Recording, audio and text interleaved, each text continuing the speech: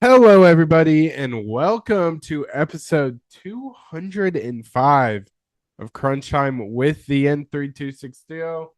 My name is Sam Gotti, and I'm your host today. And with me, as always, is Tanner Dislin. Tanner, how you feeling? Sam, I am feeling good. It feels good to be partial owners of the sport of hockey for the time being. Obviously, we are referencing Team USA in both men's and women's hockey, beating Canada in overtime, two golden goals, two gold medals.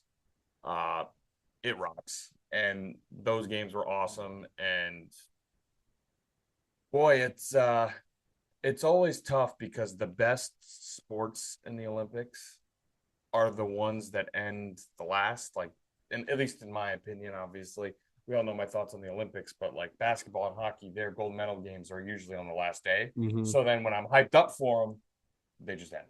Yeah, And the rest of the Olympics, I'm just like waiting for something that I want to watch. yeah, It was a pretty awesome weekend with that, and of course, we had 1 versus 3 and 2 versus 4 in college basketball. yeah. So Absolutely electric slate in college basketball. But Tanner, where do you want to start on episode 205? I think we got this right. Put around on the Olympics and specifically Yeah. Olympic hockey. Yeah, to be honest, I didn't watch anything other than hockey, and I would assume that is the same with you. Correct. Um, so let's go back to February 19th as the women claim gold over Canada with a 2-1 win in OT, and then the men followed it up on Sunday morning with a 2-1.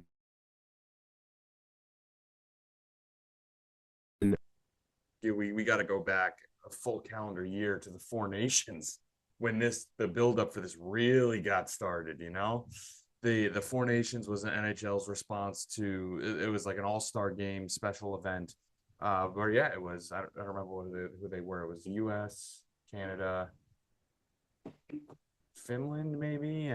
Finland and you talking about the men's? The Four Nations tournament. Was it Sweden? Might have been Sweden. I know that like there are a few Finland, Sweden, Slovakia that are pretty good Yeah.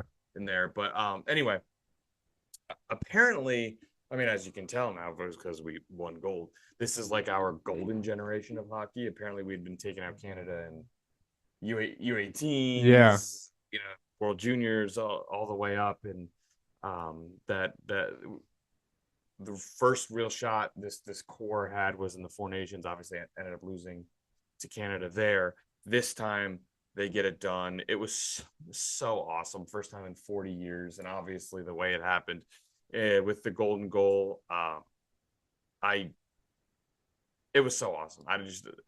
It was so awesome. And in a few short weeks, we have more USA sports with the World Baseball Classic. But there are definitely a few sporting events where it happens, and you just like my takeaway from it is just like is how awesome it is to root for Team USA, and then this was certainly one of them. Yeah, absolutely. I mean, it was 7 a.m. low 7 a.m. Mm-hmm. 7:10. Seven Central. Yeah. 7 Central. It seemed the whole world woke up for this one. And I mean, we've all seen the electric atmospheres across the country. Um, and then of course the all the photos that have come with it with Jackson Hughes having one of the most badass pictures in sports history and being on the 40th anniversary of the Miracle on Ice. Um, is it I'm a butcher Gaudreau? Their celebration, bringing out his kids, making sure his memory and his family are part of that. It was just an awesome moment for U.S. hockey beating Canada, who has arguably the three best hockey players right now in the NHL. It was just absolutely electric, man.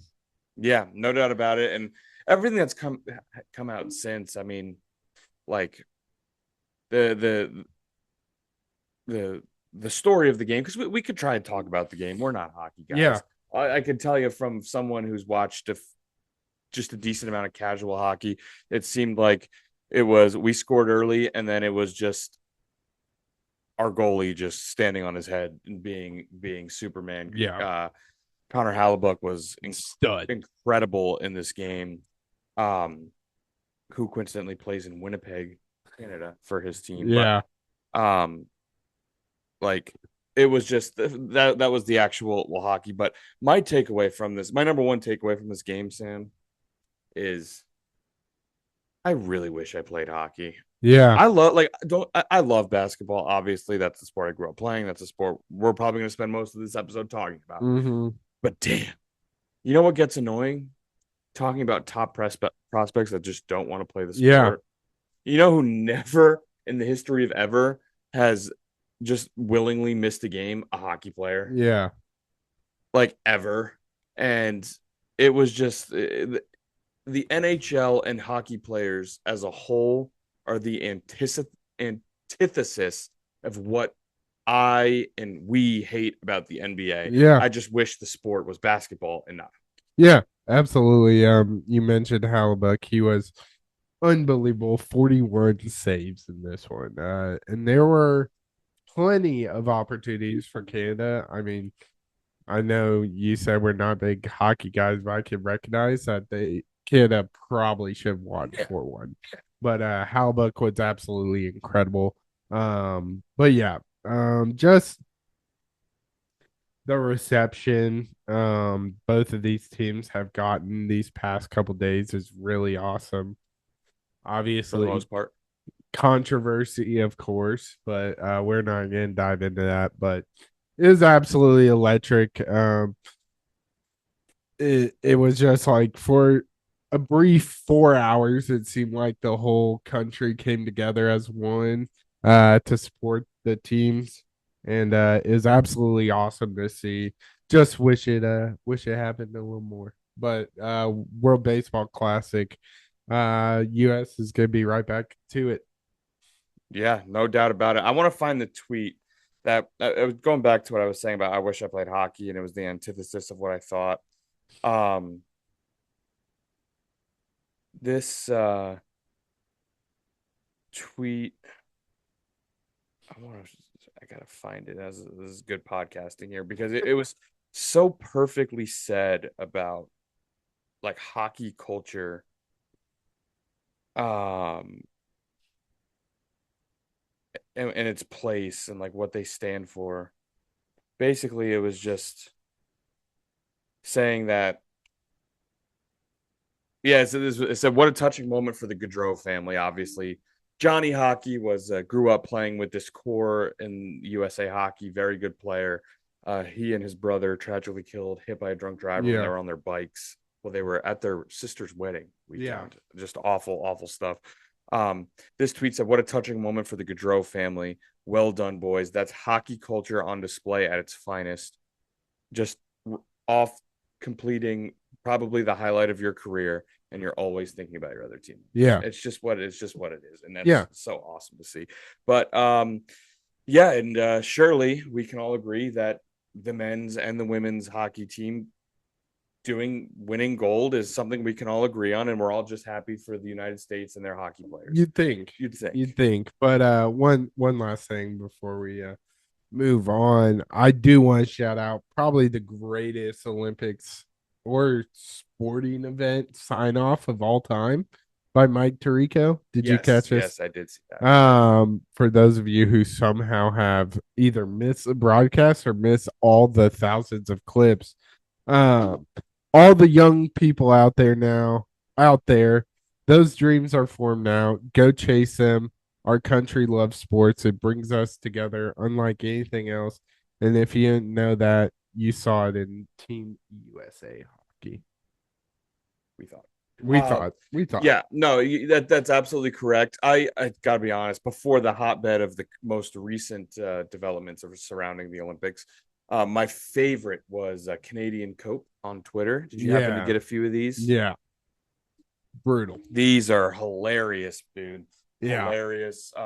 people saying like the saddest thing about this is 35 million people in Canada are all gonna hang their heads and be upset about this for 4 years while the Americans will celebrate it for two hours and then go back to the sports they really care about. I mean, is that not the most biggest self-off you Yeah. could possibly have? Yeah. It's like you're right, it was awesome. And then a mere 24 hours later, Kansas is playing Houston, and Yeah. I couldn't even think about the USA Yeah. hockey team because Bill Self is undefeated on Big Monday, Yeah. and we had to see if he wins that, if he keeps that And streak going. Houston was hasn't lost 3 games in a row since 2017. And I mean the storylines there. I mean, we're going to worry about some hockey game. I saw one person that claimed, obviously there was a fair amount of 3v3, it's Mickey Mouse. Like 3v3 wasn't announced Oh my God. beforehand, Yeah. and Canada didn't have the three best players in the world on that Yeah. team on that line. But I saw one where someone said someone said something to that effect, and then an American responded and said, "Wrong. You were not the better team. You lost." And someone responded and said, the point of hockey is to control the puck and get shots on net. Canada did that way better than the U.S." And the person responded and said, "Silly me, just a dumb American thinking the point of the game is to score goals." Yeah. What are they talking about, Yeah. man? Like, this is crazy. Yeah. This is crazy. U.S. was the better team because they won the game. Like that. That's simple.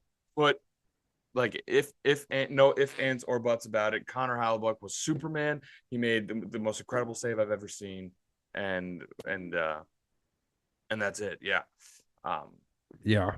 But before we like totally move on from the Olympics, did you see who happened to win the most medals? I did. Yeah. Norway. Did you know that if you had, was it? Hold on, I might have got my things mixed up here. Um, my question was going to be who has the most gold medals in Winter Olympics, like history. Huh. Uh, um, Norway? I don't know. Who is it? It's funny because I was gonna say, yeah, it is Norway. I was gonna say Finland, and Yeah. then you said Norway. I was like, yeah, it is Norway. But I thought that was interesting just because, like, when it was asked to me, my first thought was Russia. Yeah. Um, and then I went to Canada, although Canada doesn't really have anything but hockey, and they don't even have that anymore. But I thought that was interesting. But yeah, it is Norway, and that one guy. What he wins? Seven golds is all in just skiing. Yeah, I think he I won. know a bunch of their medals were like strictly skiing. Yeah, And it is everyone's ass. if you take away all the like cross country skiing, like Yeah, the lane skiing that that's goes it. flat. Yeah. The US had the most gold, Yeah. but obviously Yep. with that it was Norway. And I'm not even gonna try his name. He Yep. had what, 7 golds and 11 total medals. Yeah. Insane. Johan Nailed Hasflot it. Klebo. Nailed it. That's exactly how you pronounce it, I'm sure. But yeah, USA gold medalist. Golden. Hockey is now ours. Yet it's probably let's see, third or fourth, maybe even fifth most popular sport in this country. Are you separating pro and college? No. Okay. Most So I'm going basketball basketball and for football sure. are one and Basketball two. for sure. I'd obviously put football one, basketball Yeah. two, I would say baseball is more popular than baseball. hockey. I'd Yeah. say soccer. So, it's weird because in terms of playing, yes. Yeah. It's really hard to play hockey in the US. Yes. In terms of general, like, more people follow the NHL than I think follow MLS. Yeah. MLS. But I think more people. do we limit it? Because I know a bunch of people follow Premier League in the US. I still think the people in the US that follow the NHL is probably higher than the people in the US that follow the Premier League. But obviously Premier League is more popular worldwide, but like I think in the US, I but like mean, it's tough. It's it tough. it doesn't Yeah, matter. It's our yeah, fourth or fifth. yeah. Right. It's fourth or fifth. Yeah, But it's just tough point because stands. hockey's a great sport. And It's going the back to best. it, it's like it's a great sport to watch. I love the culture of hockey. I just it's a shame because everything I mentioned, like it's expensive to play and it's not something you can just play. Like It's not easily accessible yeah, if you want to be a like diehard in the fan. US. Because like yeah, football is expensive to play, but you can just grab a football and go on a patch of grass Yeah, and throw a football. yeah, You can't do that with hockey. Like in the US and Florida, like true.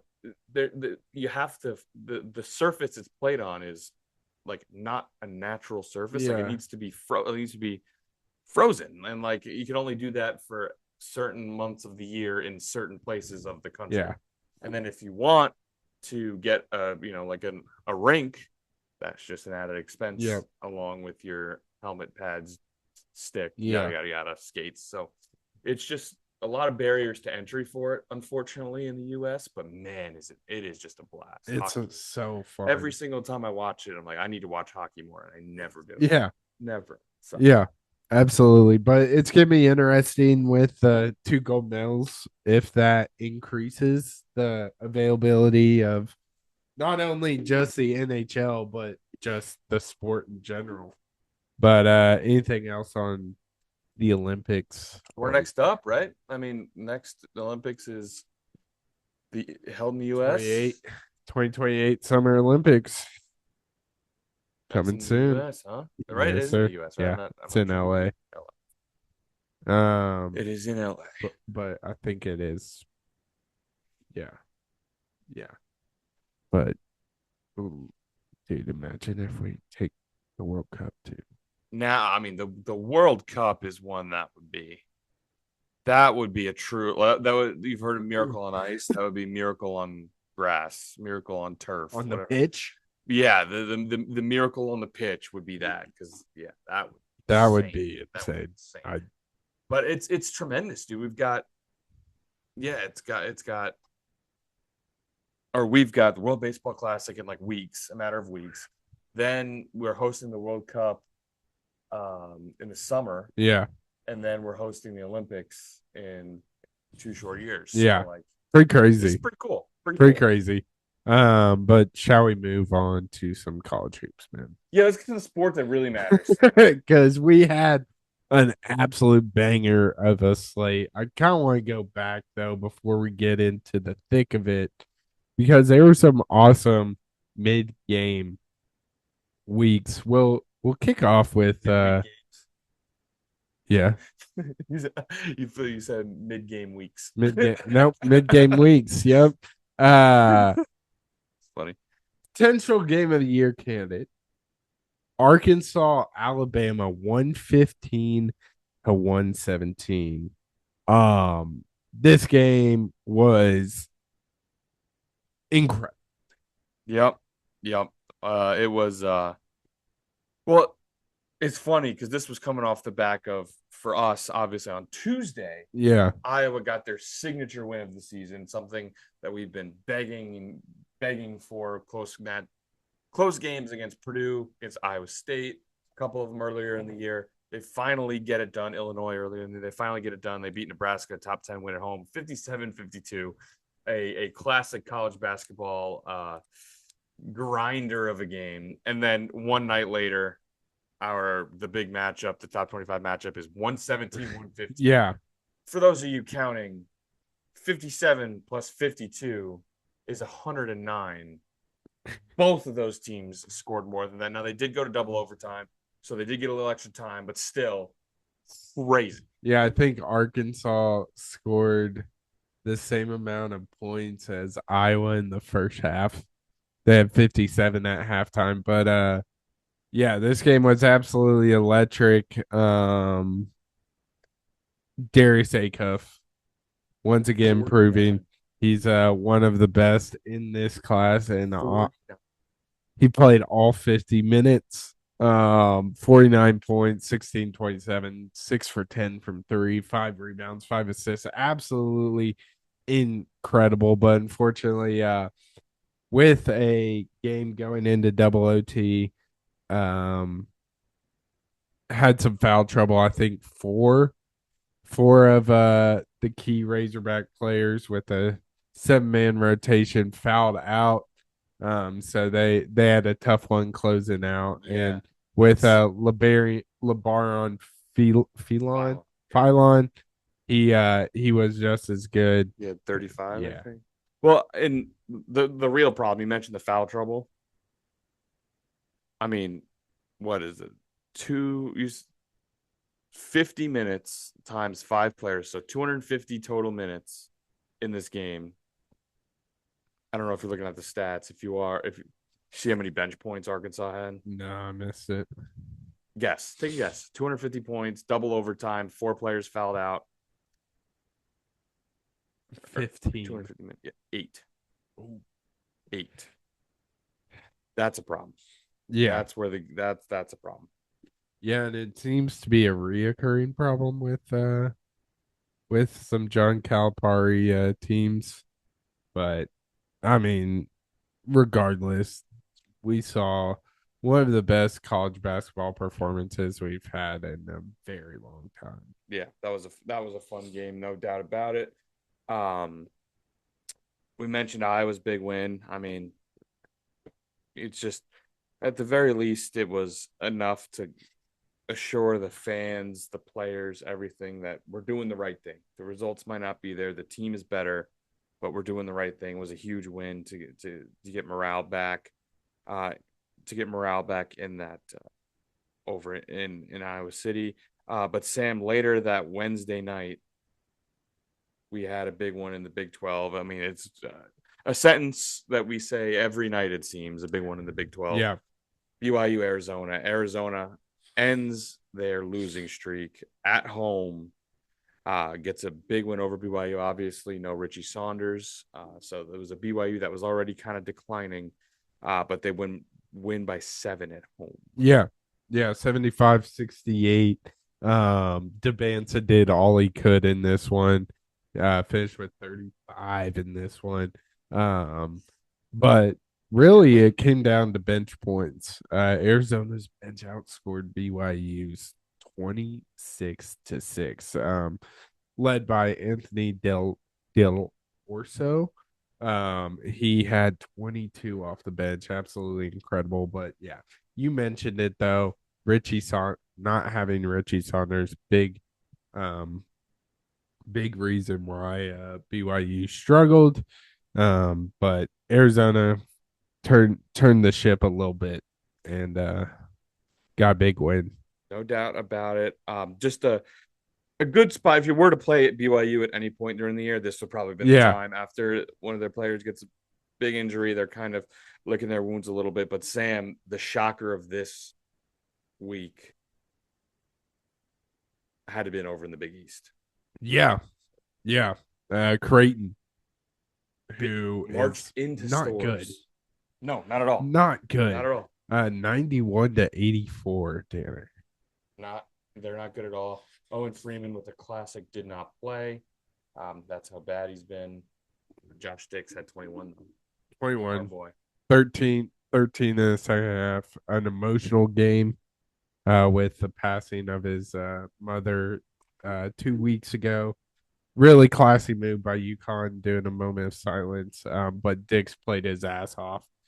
Shot 6 of 10 from the floor, perfect 6 for 6. Was a huge catalyst in this big win over UConn. No doubt about it. No doubt about it. But let's move on. We had that awesome slate, and then a couple days later, Cincinnati beats Kansas. Who I just don't understand this team, they man. they they not only beat Kansas, they thrashed Kansas in the fog Mm-hmm. on the road. Beat them. Final score, they beat them by 16. Um, what the hell? Yeah, And especially knowing what we know now, how Big Monday played out. What the hell? makes no damn sense. Since he's front court duo, uh, Diom and Miller. were absolutely incredible. Theon, 28 points, 8 rebounds. Baba Miller, 18, 8 and 7, just honestly outworked one of the best bigs in the country, Flory Badunga. He had a double double, but he wasn't that dominant force we've seen game in, game out. Um, but yeah, dude, this I just don't understand. Like, Dan just shot 22% from beyond the arc. and since he shot 50, Peterson's 1 for 7 oh shucks, from deep. shucks, man, I hate that. Yeah, very very strange game. That was a weird way to start off. Because I mean, honestly, I can't say I had that one marked as one I was going to No, watch. no, And to be honest with you, I didn't watch. I just checked the score and I was like, holy hell! yeah, absolutely. Tennessee, a little under the radar game in the SEC. Tennessee escapes Vandy with a 4 point win, 69-65. Nate Ament, highly touted NBA prospect, didn't play well, but he hit the big game jumper to put him ahead and kind of close this one out. Yeah, no doubt about it. Tennessee's a weird team this year. Really weird team to get a grip on. Um, they'll be what? They'll be a 6, 7, 8 seed, probably more 6, 7. And I didn't even mean to do that. And it'll be a 6 or a 7 seed, and probably one that a 2 or 3 seed would rather not run into. Yeah. I would feel. Yes. Um, but I guess that just leads us to the big ones. Oh yeah. The big ones. How about Arizona? Yeah. What a turnaround for them after dropping their game. Was that how long ago? What's that So at what? this I think it point? was 2 weeks ago. Monday is when they lost to Kansas. Yeah. So 2 week and a day ago as we're Yeah. recording on Tuesday. Then that Saturday, which is like one and more, pretty much one in basically 2 weeks ago. They lost, or no, they lost to Texas Tech. Yeah. Then they got right during the week. Or I guess not. The Saturday was a week ago. They lost to Texas Tech. Then during the week they got right against BYU at home. Yeah. And now they get a big time win at Houston. Yeah. Absolutely. Again, Del Orso playing big time in this one. 22 points. Led hit a deep three in that second half, ignite a 12-0 run.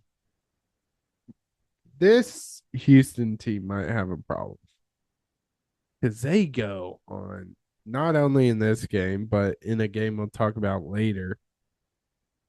They go a while sometimes without scoring. Yep. And Correct. I just don't really understand it because I think they have three guys that can go and get a bucket.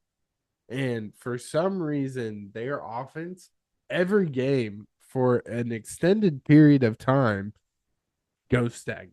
And certainly in this 3-game losing streak to the elite of the Big 12, we do have to be fair. It has been to the elite of the Big 12, but you'd think Houston would get one of these 3. Mm-hmm. Yeah, all of them have had featured just like really bad offensive Like stretches. what? In this game, 10-ish minutes, something like that. Yeah, and then you just look at the macro numbers here. They're not good. They shot 36% from the field this game. They actually each team shot the exact same amount of shots. Each team took 56 shots. Arizona made 5 more. Yeah. 10 points you got to make up for elsewhere. Yeah. At the very least, even if probably maybe even more if you look at 3-point numbers. Mm-hmm. But yeah, it was not good shooting from Houston, and that's a problem. I mean, Flemings, who's our guy, he's been incredible this year. He didn't play particularly well this game. I mean, he ended with 17. I think he shot like 6 for 17 in this game. Like, he didn't really have control of this game like he did like against Iowa State when he lost that game. You're like, but Flemings was great in this game. Can't really say that about this, and obviously A lot of their offense runs through him. I'm trying to see.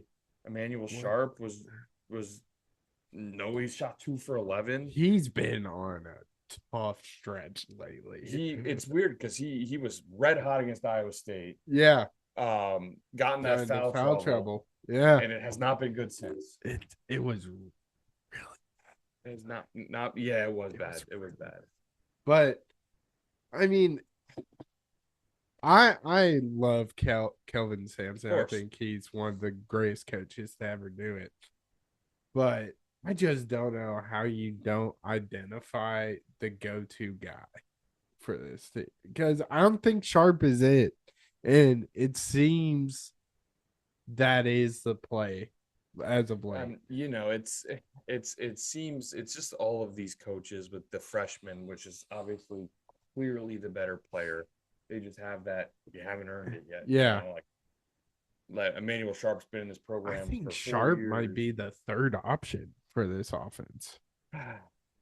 I obviously Fleming's one. Sinak or I think Uzan? I'm giving it to Uzan Uzan? because he can create his own shot. There's been multiple times where he just gets the ball with like 5 seconds left and somehow like pulls a three over a big defender. So, um, Yeah, I mean it's this is to me, yeah, this is where this showed more about Houston flaws than Arizona.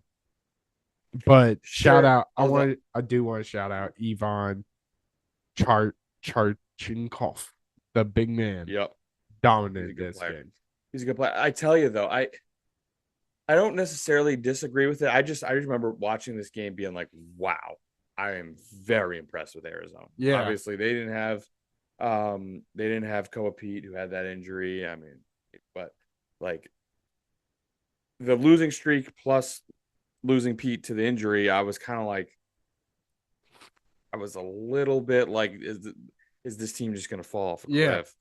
And given the tough schedule, BYU and then Houston during this week, I expected them to beat BYU. I did not expect them to beat Houston. yeah, And marching into Houston, I was to me it said a lot about this Arizona team. I was really impressed, and I just yeah, I mean yeah, and it's not even like Burries just came in and he had 7 points. Like it's a yeah. complete team. They, Karchenkov or whatever his yeah, name is, like he had a really good post presence.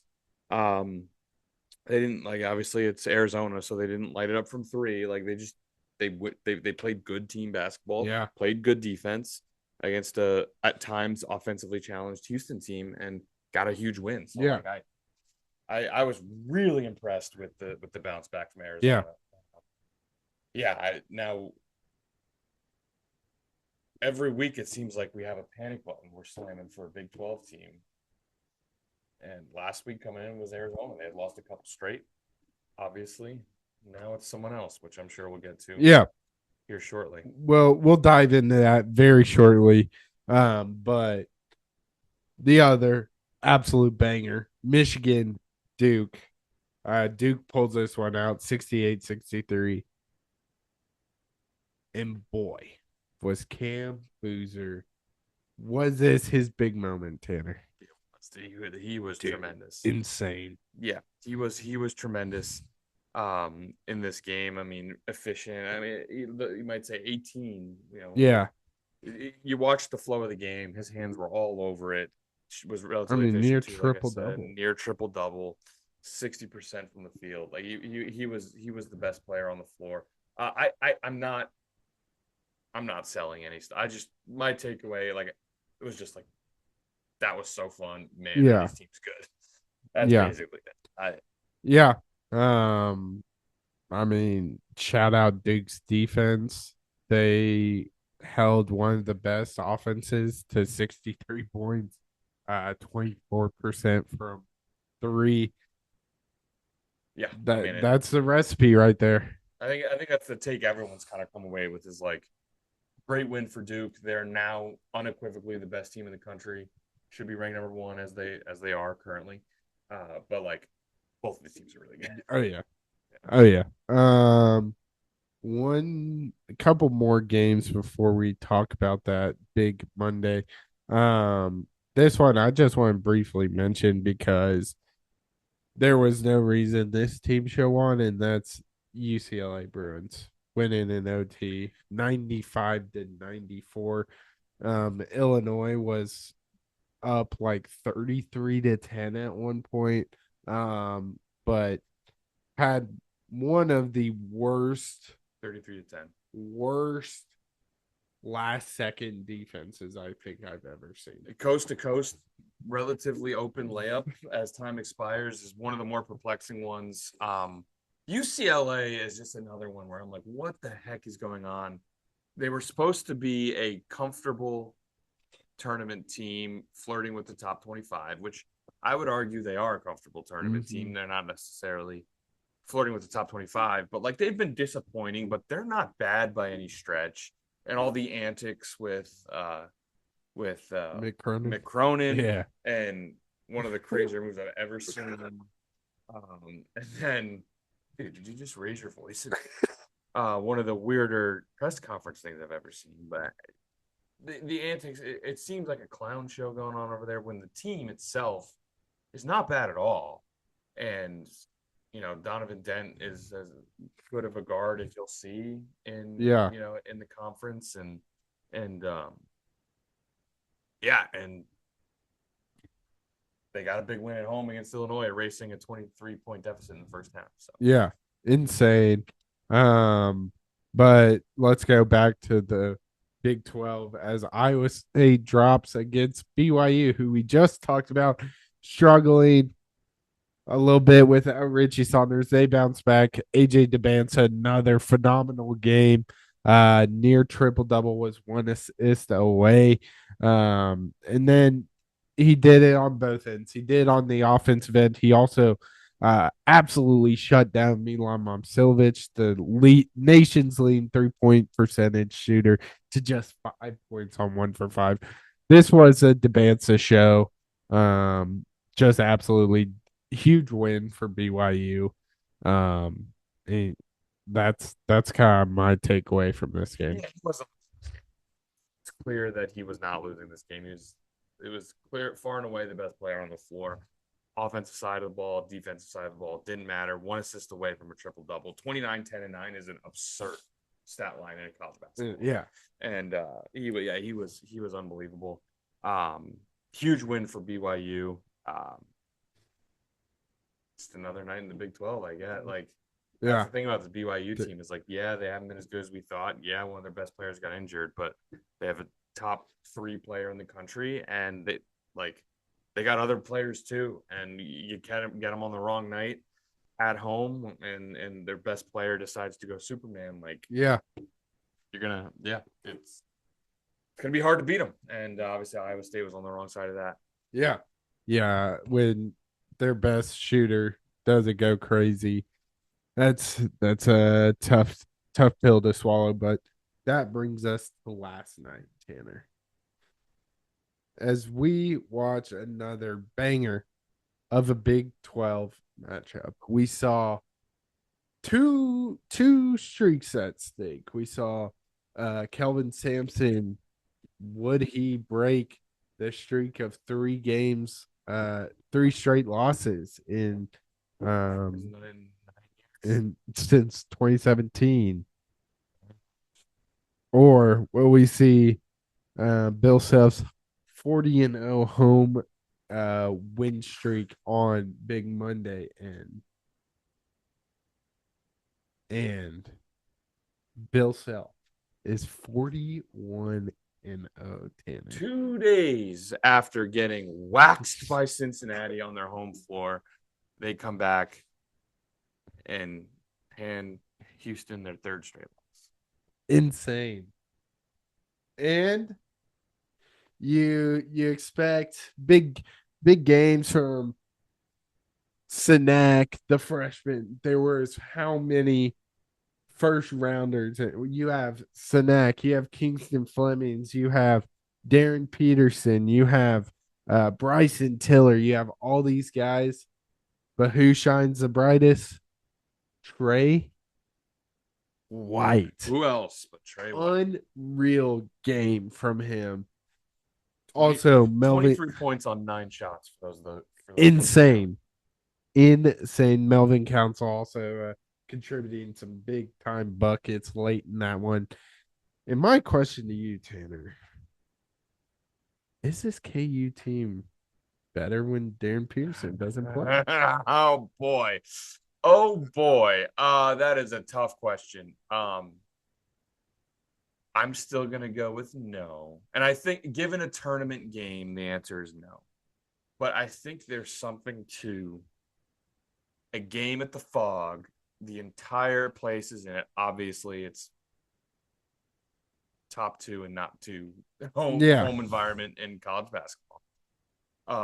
With that environment, given the Darren Peterson stuff, like I go back to the Arizona game, like there's something about a group of guys being like, F that, we don't care about that.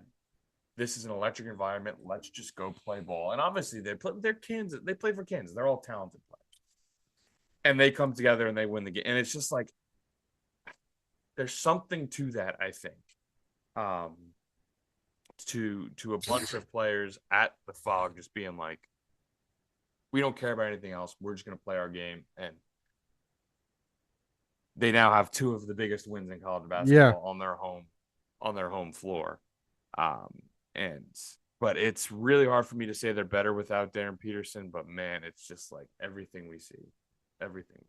It just seems that the team chemistry is just off the charts when he's not Now, in in. fairness to him, he did play 30 minutes in this True, game, true.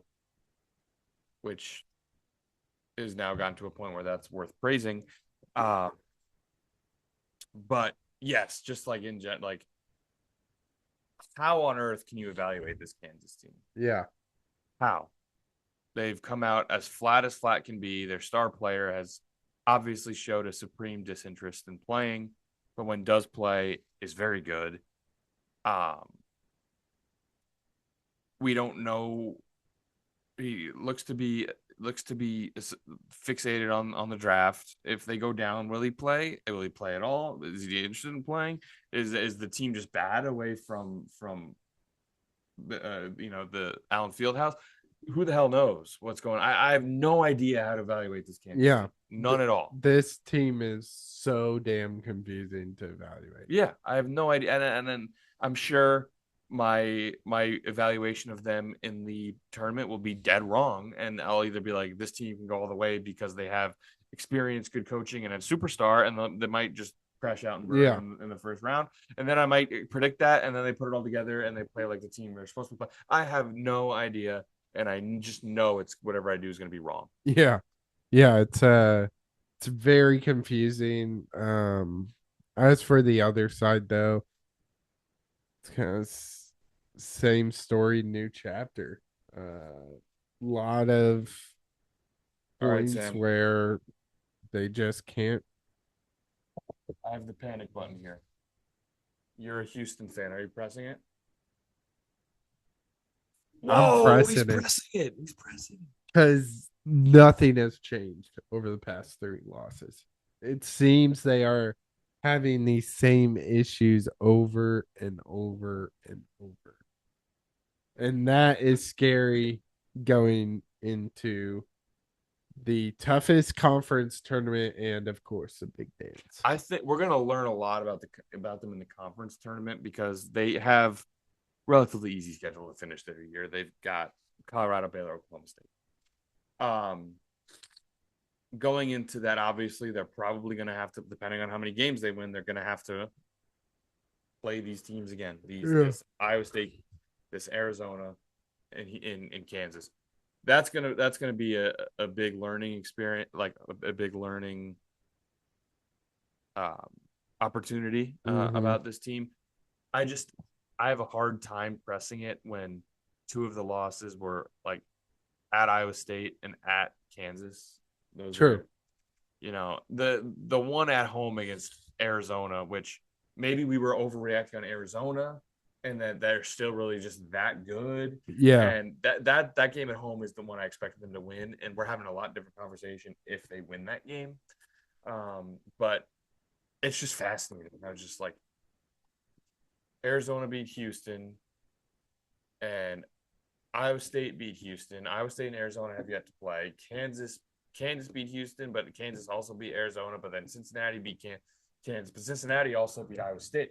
What the hell, man? This Yeah, conference is bananas. that's the Big 12 at its finest this year because it is an absolute. It's insane. But anything else on this game or the college basketball slate? I guess worth mentioning that North Carolina Yeah, without Caleb Wilson. Caleb Wilson, thank you, got a nice win over top 25. They were 24 at the time, Louisville. Yeah, Also, Iowa didn't have enough to get it done on Sunday, unfortunately. Really, the difference in the game was just Nick Boyd yeah, for Wisconsin. He was tremendous. He had 27, 9, and 10, one rebound away from a triple double for a point guard. He was tremendous for Wisconsin. Unfortunately, Iowa couldn't follow up that win. The Nebraska win with one at Wisconsin. But to round out the year, it's an interesting schedule. Um, Ohio State, Penn State, Michigan, and Nebraska is how Iowa finishes. So we'll see how that, and then obviously into the Big Ten tournament. But yeah, that's kind of the week in college basketball, man. yeah. It Week was in college absolutely basketball. electric. And honestly, Tanner, this upcoming week, we pick it right up on day of drop. You have Michigan State, Purdue. Friday, you have Michigan, Illinois. Saturday, you have a sneaky good Virginia taking on the Duke Blue Devils. Kansas travels to Arizona. Oh boy. Texas Tech at Iowa State. Alabama and Tennessee. Arkansas, Florida is all on Saturday. So some And even absolute bangers of and games. even on Wednesday, St. John's plays UConn. Yeah. Obviously a game UConn won. We talk? I can't remember where the timeline is, but I don't think we did worth mentioning Texas Tech. The big news out of Texas Tech. I think we did. Did we? Yeah. I think that was Okay. last week. Might have been last week. Yeah. Yeah. Just brutal. Just brutal. Yeah, absolutely. But yeah, absolute banger of a slate coming up. But anything else, Tanner? Spring training games started Yep. this past weekend. So there's that going on. And then the other thing is just, yeah, keep an eye out for the World Baseball Classic. It's going to be an awesome tournament. Best team the USA has ever fielded. But again, you got to go against the likes of Japan and what they have to say about it. The reigning champs and the best player in the world plays for Japan, obviously. And then I also got to deal with the Dominicans, who are a baseball powerhouse as well. So it's going to be a great tournament. Yeah, absolutely. College basketball coming down to the wired. World Baseball Classic in the MLB starting here soon. But that is going to wrap it up for episode 205. Obviously, talked about those gold medals USA hockey won and talked a lot of college hoops. But you can follow the podcast at crunchtime_pod on Instagram, X, and TikTok. Also, make sure to comment, like, and subscribe on YouTube, Crunch Time with the N3260. The clock has run out on this one, but we'll see you on the next one on Crunch Time.